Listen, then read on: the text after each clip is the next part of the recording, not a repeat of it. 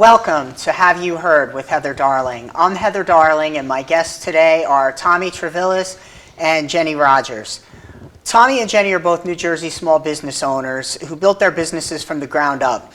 Both of their businesses are in the fitness industry, which faced lockdowns longer than any type of business. Tommy remained closed for a reasonable amount of time, then took the path of creating a private membership club, allowing him to remain open during the lockdowns through certain legal loopholes. Jenny chose to close her facility throughout the duration of the lockdowns in order to avoid legal issues, but became a strong activist for herself and other small business owners. Welcome, Tommy. Thank you for having me on. Absolutely, and welcome, Jenny. Thank you, Heather. So, I'm going to ask you guys some of the questions to talk about for our audience, what it was you faced and what you've been facing since then. You started a business in New Jersey known for high regulation and taxes. Why did you start a business in New Jersey? Jenny, I'm going to start with you, and then Tommy, I'm going to go to you on this one. Well, I grew up in New Jersey, and my parents had their own business, and I had started tennis, and it was booming in New Jersey for a long time, and it just seemed like a great place, and the area of Randolph is financially well off, so for me it was a no-brainer at that point, back in 2009, to build and open up Randolph Tennis Center. And Tommy, your facility's a little newer, right? Pretty new, approximately 4.5 years. We started in 2017, but my motivation was basically start the business due to my passion of bodybuilding. So like when I was younger, I was very heavily into the fitness industry, and I had already had another business prior to that, and it was located in that area, and I said, what would be better to have a few gyms in the area and have access to going to those facilities. So it started off almost as a hobby, and it turned into a business all by demand. Every bodybuilder's dream to Yeah. have your own gym, of course. So if you guys were starting your businesses today, Tommy, would you start one in the state of New Jersey after what you just went through? After what I just went through, I would definitely have some serious concerns with what I learned during the shutdown and seeing a lot of the overreach for certain things that were put in as mandates. I really would have a very big concern. It depends on the type of business, if it was another business again, but I would be very hesitant to do that in this state. How about you, Jenny? I would have reservations as well. I came to feel during the closures and the shutdowns with the coronavirus that small business is almost the enemy in New Jersey now. I don't feel like we're welcome, and for me, I provide 15 jobs to people, and yet I feel like we're almost being forced out and just not accommodated at all. It's not a good feeling, so I would probably opt to not, in addition to the increases in taxes and everything else, I would probably not do it again at this point in time. You know, that's an interesting way that you put it, that small business is the enemy. That's not something that I think people would commonly perceive it as, but that was how businesses were treated in 2020. What business lessons did you learn as an operator in 2020? Well, I learned that what happened in 2020 was unbelievable. You got to have a lot of money put away, because if something like this happens again, I mean, for me, I'm fortunate to still have my doors open today, but by a hair. And it's tough to build back. So I've learned that at any time, anything can happen, and you know, that government can just step in if they want and just take over, basically. And their hands are tied. I know, Jenny, you built back differently, so you want to do a little commercial for your pickleball center real quick? Right, I did, we had a very successful pickleball program before COVID, and at that point we had lost it all. It shut down, and after reopening, we didn't start it up again in fear of so many people and being shut down again. So recently I did convert one of my tennis courts into a new pickleball center with 4 courts, and I'm going to give it a shot at trying to go in a different avenue. And with everything that's happened, I think we needed to make some changes. And so we do have a beautiful new indoor 4-court pickleball facility. Excellent. And that was a great grand opening you had. Thank you, and thank you for coming, Heather. You're welcome. And Tommy, you did the private membership corporation. Is that something that you continue to operate as at this point? Yes, yeah, right now we are still a PMA. I learned a lot that I could tell you right now, even there's probably many people that don't understand the difference between private and public. Having a public LLC, it gave the mandates the ability to close down businesses. And that was something that I noticed that as a commercial business owner at the time, we, like she had mentioned before, we did become the enemy. We almost became the cast out on that, because residential, they did the right thing. They let residential have forgiveness on rent, but as business owners, we personally signed our name to a long, lengthy 5-10-year lease, and there was absolutely no forgiveness.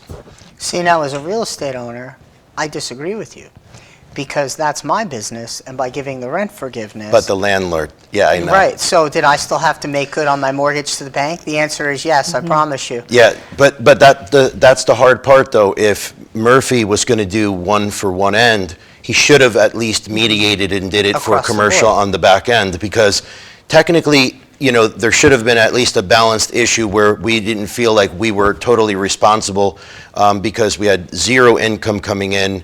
We had to absorb all of the rent, and then it was up to a landlord like yourself to be like understanding to that situation and negotiate something with a commercial client. But it's very difficult, you know, to be in that position. And like she had said, we now understand that we became almost like a target. Even like if it wasn't for our industry, it could have been other industries. Like I noticed a lot of other industries are struggling, like the restaurant industry right now. They've taken the brunt, especially in July 4th weekend, when he had said they were going to be allowed to be open, they should stock up, they should buy all their perishables. And then right before, like she said, it shows the power that they had to just shut them back down and say, nope, we're not going to allow you to open.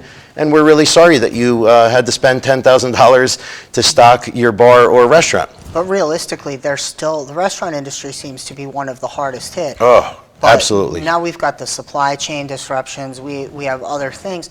And Tommy, specific to you, I know you did a lot of videos, you were very outspoken on social media while this was going on.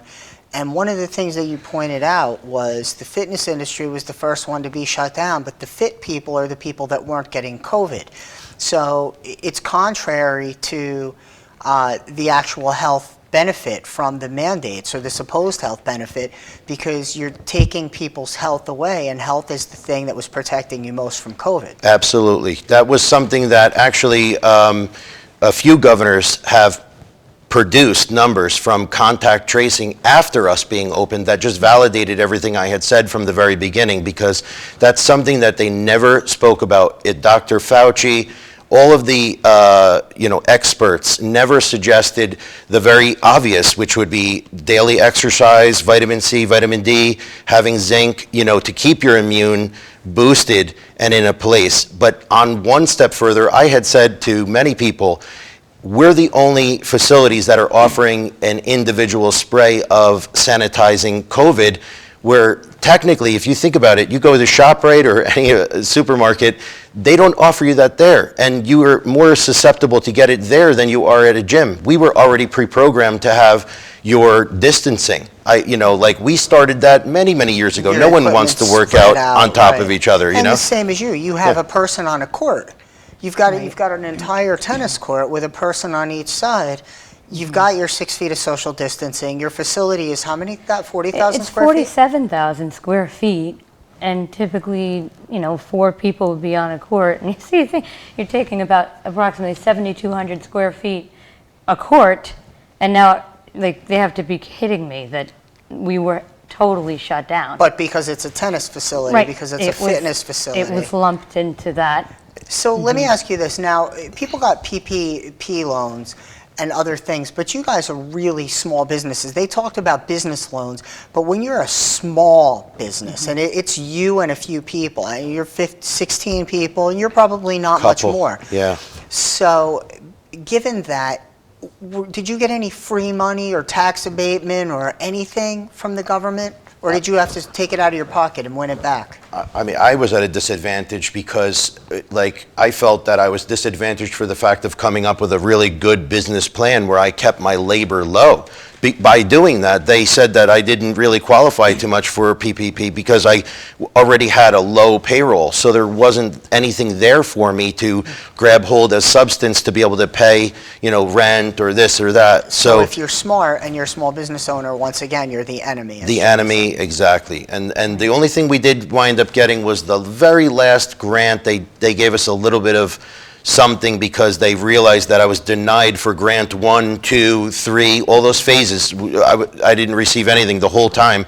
But at the very end, when we were already open, they did something, a couple of $1,000s, but it really didn't do much. It was, very difficult. I don't know. How about you? See, I've never received a grant. I did receive a very small PPP loan, and now, so on the other, I own my building, so I'm faced with $85,000 a year in property taxes, and and the interesting thing, so my small PPP loan wasn't enough to pay my bills that are $30,000 a month approximately.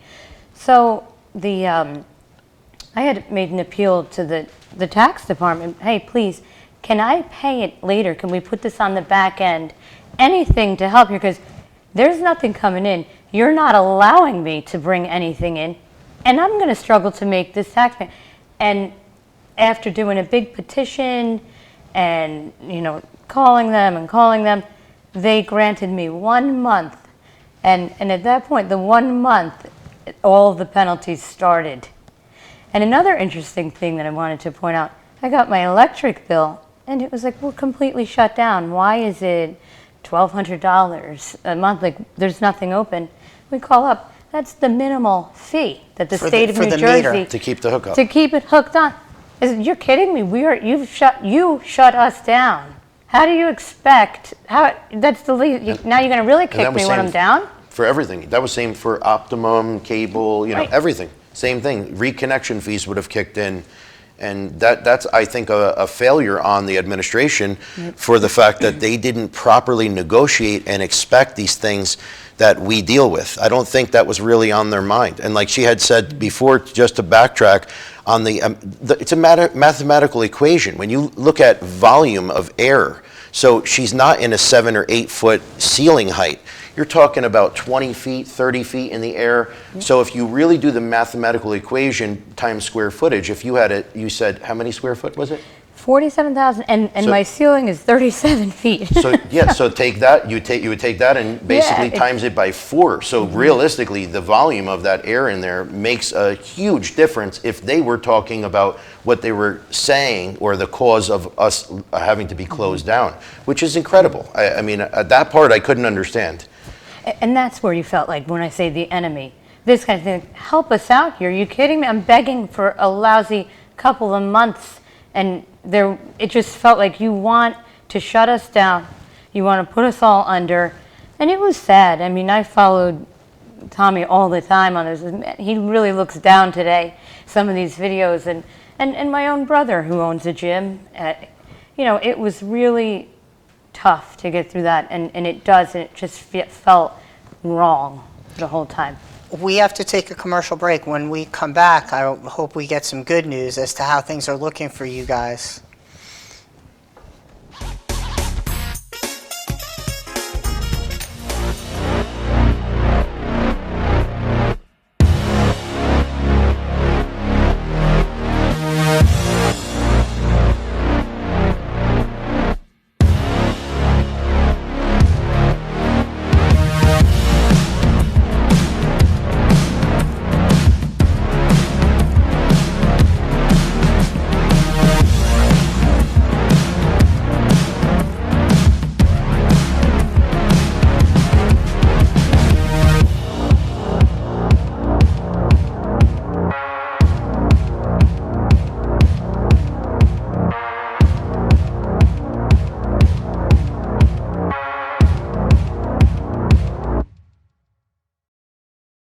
So, I'm kind of new here, but I've noticed a trend. My human does this funny thing where she goes around and gets all my toys, and then she hides them in that basket by the door. But it's always the same basket, and it's always in the same place. And then she acts so surprised when I find them, but, she's putting them in the same basket. Again. It's like, hello, that's where you put it last time. You were the worst at hide and go seek.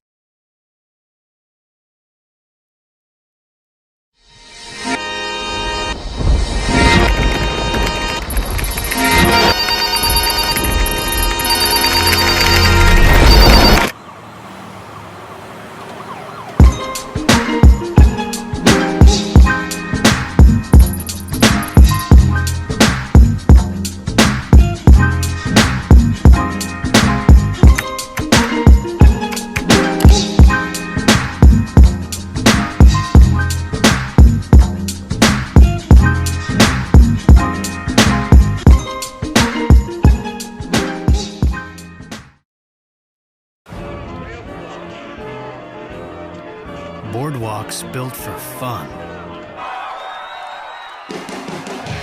Legendary rock and roll clubs. This is how we do it. Hippity hop. Casinos by the ocean. Hippity hop. Now that's New Jersey.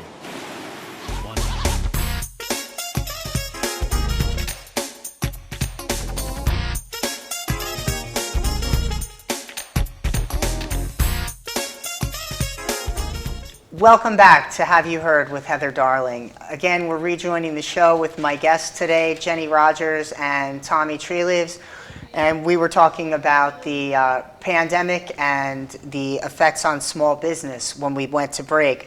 So for both of you, we talked about the shutdowns. When it reopened, how difficult was it for you to get back up and running? You want to go first? It's a good question. Really good question.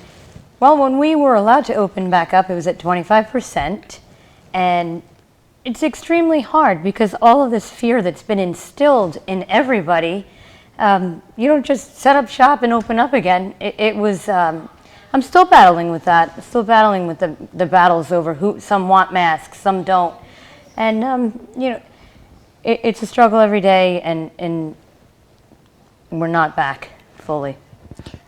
I agree with her 100%. I mean, and to take it one step further, what I really think that the administration should have done to help, and if they had the best interest of helping small businesses like us, they would have exposed the numbers of contact tracing, and they would have reinforced the reassurance that we had no spread or one of the lowest when it came to contact tracing cases. So you can see the numbers were all there in our favor.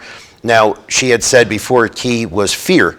They instilled so much fear into people that people were so uncertain, even if they felt confident knowing that we had our clean facility, they still were a little bit uncertain. But it would have helped to hear the administration come out and say, you know what, I think it's time to show the numbers. We have confidence in this industry to say that they've done the right thing.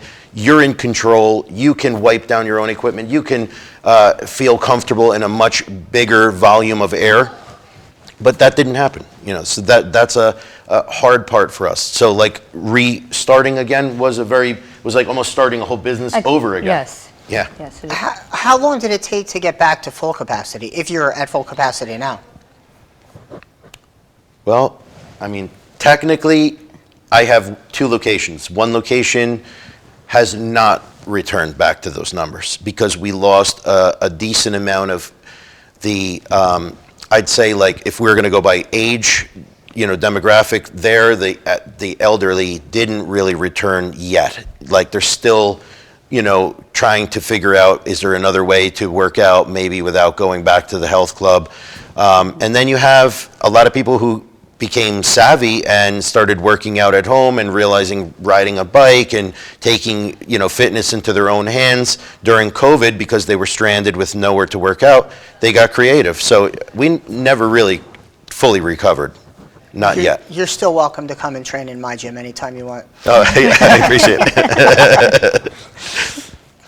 How about you, Jenny? Are you back to full membership at this point? No, not back to full. We are growing. It is growing more and more, but it's not back to full. And you know, and the whole dynamic of the business has changed a little bit too. And so, taking every day and going from there, and hopefully, in a year from now, if nothing else happens, you know, we'll be back. How about government mandates? Are there still any government mandates on either of your facilities, businesses, business programs, models? I don't have anything right now that would affect me in a public business. I mean, I'm not sure if they still have any, but in the private side of the world, there isn't anything like a capacity size, you know, which that was just pulled out of a hat, you know, 20%. Who knows? There was no mathematical equation for that. That was just a number, and I'd love to know the person who stepped up to come up with that number, because it would have really been a pretty big shocking to me to have them explain to us how they got to that 20% of fire code. But What about the vax cards and mask mandates and stuff like that? Are there any government restrictions on you? not yet. No. But I can tell you right now, even if they did, there's not a chance that I'm going to allow that to happen in my facilities. Not a chance. How about member restrictions? Do you have members, either of you, that are asking for it? Jenny, anyone? I have a ton of that going on, and it makes it extremely challenging to run my business.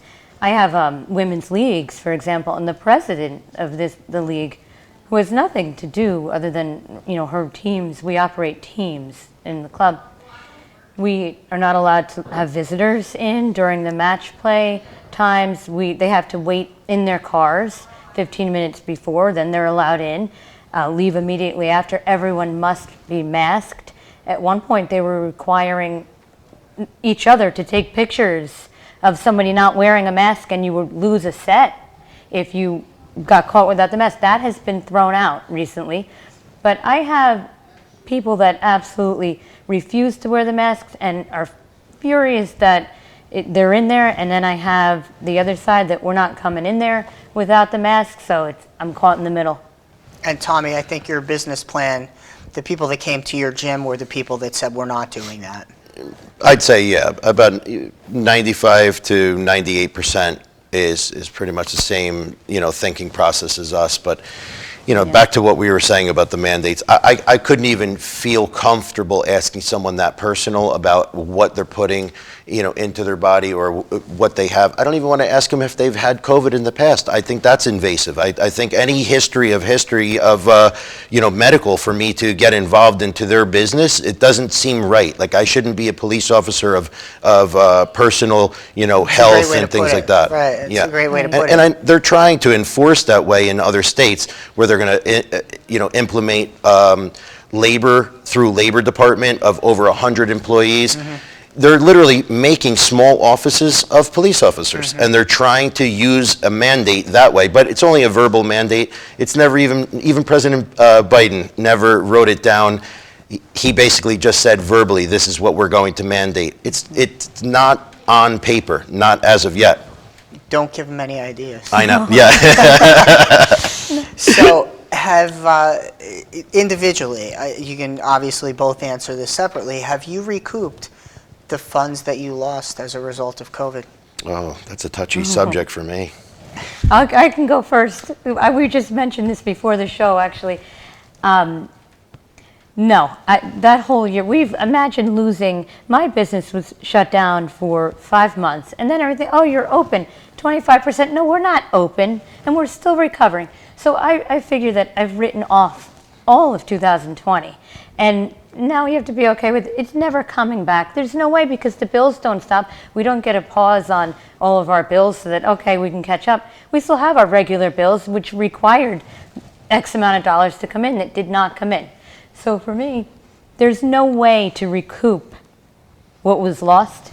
There's only the hope of, let's keep the doors open and move forward and hope for the best. But no, I haven't. She's absolutely right. There's no way to recover lost time, because unless they had incentivized people to come in by the droves, you know, to make up all of that time. I mean, for me, it was a very touchy subject, because the money that I had to hand over to pay the back rent to the landlord that was our wedding money because we have a wedding scheduled to get married, and I had a very unhappy. You and your fiance, my not fiance. you and Jenny. Yeah, no, yeah. But All right, meaning I'm my just trying- I fiance. thought maybe I missed some No, scuttlebutt no, around no. town. But my fiance was, not very happy about talking about, putting the wedding on hold to pay back bills because we were in a situation where we signed personally. We had to make good on what we signed for, and that's it. I mean, that's a lost money that I don't think we'll ever recuperate. No, it's not fair. Yeah. It's definitely not fair.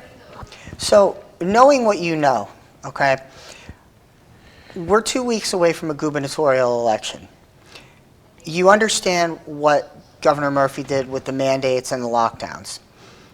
Would you give him a second term under any circumstances? Oh, absolutely not. No way. Absolutely not. Never. There's not a chance. Not a chance. Just for the way that I saw the irrational behavior when it came to health and when it came, meaning I'm talking about the decisions that were allowed to happen with elderly alone, to see how they treated, the assistant long health care, meaning for elderly The long-term care in nursing facilities. homes.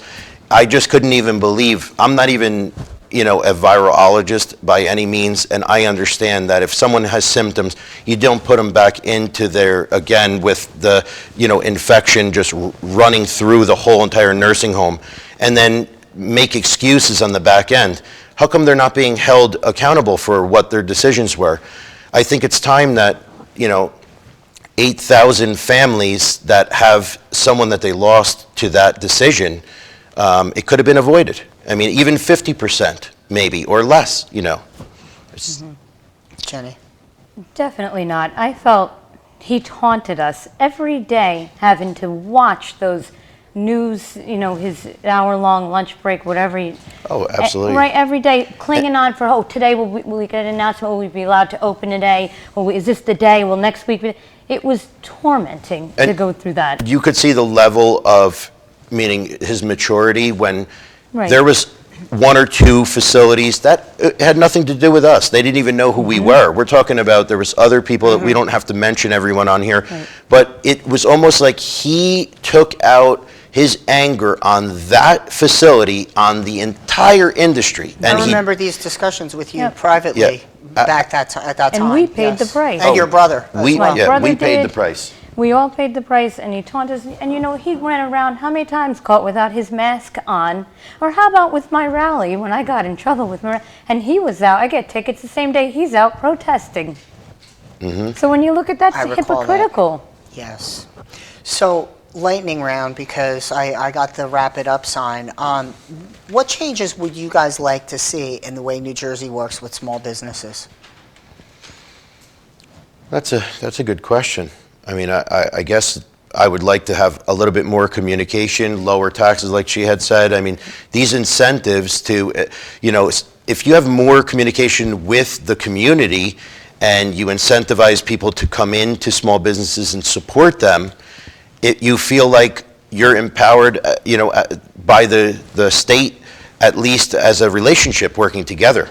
But Right, and lower taxes, and just to feel more welcome.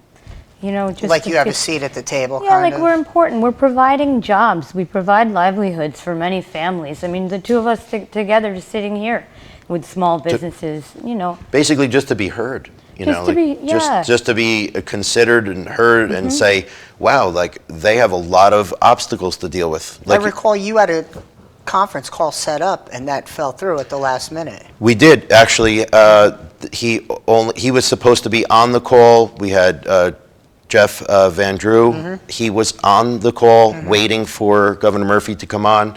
He basically shunned us, like as if, like I had said, his behavior due to the fact that he was upset with the other gym that violated his EO, his executive order. And Punish then all for he one. basically put George Helmley on to listen to us as if, okay, I'll put George there to listen to things, and it really didn't go anywhere. I mean, we still didn't open another 5 or 4 months later after that conversation. I remember that was a long time after that. That was even before your rally. And we put a safety mitigation, meaning together, Yes. so that this way he could see what we had planned remember and you what did we did. that. And I even upgraded my air conditioning system I remember to have, that. You had a fogger. I had and foggers. I had the air conditioning with black lights, so that this way it killed any viruses UV going lights, through right. there. Yeah. It was incredible. It didn't matter. It didn't No. matter. Well, thank you both. We're out of time. Thank you, Jenny. Thank you, Tommy. Thank you very much. You're welcome. And to our audience, thank you for watching. We'll see you again next week for another episode of Have You Heard with Heather Darling.